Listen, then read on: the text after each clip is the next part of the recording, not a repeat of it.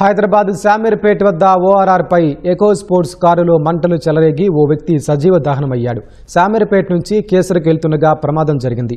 ఒక్కసారిగా కారులో మంటలు చెలరేగడంతో డ్రైవర్ బయటకు రాలేక చనిపోయాడు. సమాచారం అందుకున్న పోలీసులు ఘటనా స్థలానికి చేరుకుని మంటలను అదుపు చేశారు. ఘటనలో కారు పూర్తిగా ధ్వంసమైంది.